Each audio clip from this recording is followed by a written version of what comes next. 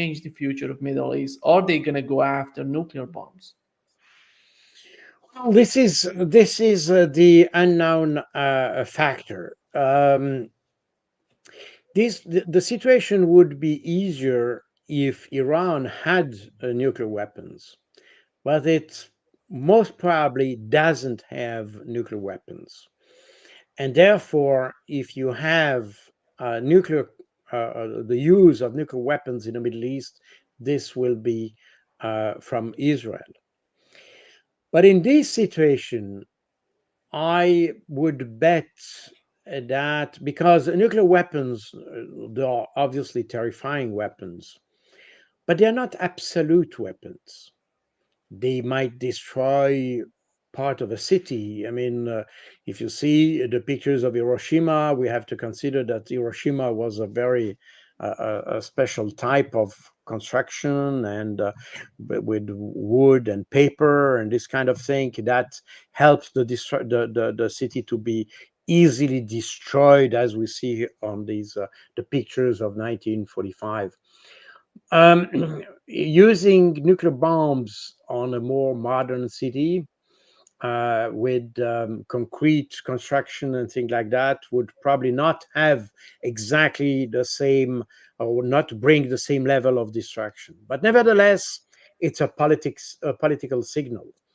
But the point is that Israel will not be able to destroy a nation as big as Iran just with nuclear weapons. Even if Israel use 100, I mean his 100 or 200 or 300 um, a nuclear warhead, that will not be sufficient to destroy the Iranian nation. And once Israel has launched its warhead, what's left? Not much. But then Israel, in my view, would be considered really as a rogue state by everybody. And I'm not sure that anybody would be then willing to assist Israel. And then we could have the end of Israel, I think. That's what I think, because again, nuclear weapons are terrible, going to bring a lot of distraction, but it cannot destroy a nation, and especially not a big nation. And by the way, remember that with this conflict in Gaza, as I said before, Israel has not been able to, let's say, get a lot of support on the international stage at strategic level. I mean, uh, Israel has fought a war at tactical level, not even operational. It's a tactical war, but at strategic level, it has definitely lost. It may have the illusion of a support because, especially in the US, as we discussed before with this address from Benjamin Netanyahu to the Congress in Washington, D.C., the Israeli may have the illusion of a support because if you just consider US and probably Western elite at large, the small tip of the pyramid that you have in Western countries, including the US, you have in this context, you may have a support to Israel. And that's very true in the US, where the support to Israel is bipartisan, clearly. And that was demonstrated, by the way, during the Netanyahu address. But I'm not sure that the populations, and that's certainly the case in Europe and certainly the case in the US, that the population don't agree with their own elites on this matter. And you have a discrepancy between what the elites think about Israel and what the population, the general population, think about Israel. Meaning that the support that Israel enjoys today is a political one. It's a support provided by the leadership.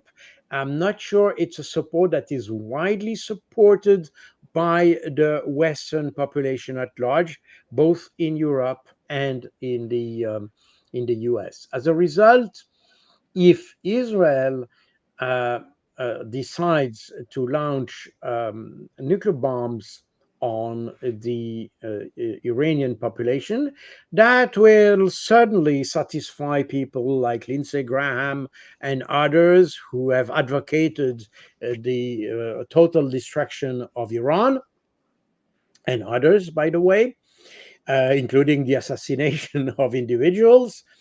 But I'm not sure the population will, the public opinion will accept that, and that will play a big role if the conflict would involve into a nuclear one, and that will certainly be not accepted by the populations of the Middle East, and then we might have uh, countries that might become more aggressive towards Israel. And you can use your nuclear bombs in against, let's say, big cities in Iran or somewhere else in the Middle East. But if you assume that you have thousands, hundreds of thousands of military or Arab armies attacking on the territory on Israel, Israel will not be able to use its nuclear bomb on its own territory, because then it will destroy its own population and the own rationale for existing. And that might well be how things happen, because if Israel decides to start with nuclear weapons, that would probably trigger other kind of reaction in the Middle East, and people will be disinhibited to attack on the territory of Israel. Because so far, remember, even when we talk about Hezbollah and all that, none of these countries have claims over the Israel territory. It's true for the Palestinian resistance because they are fighting for the same territory as Israel does, if you want. But both Hezbollah, Iran, and others, they have no claims over the Israeli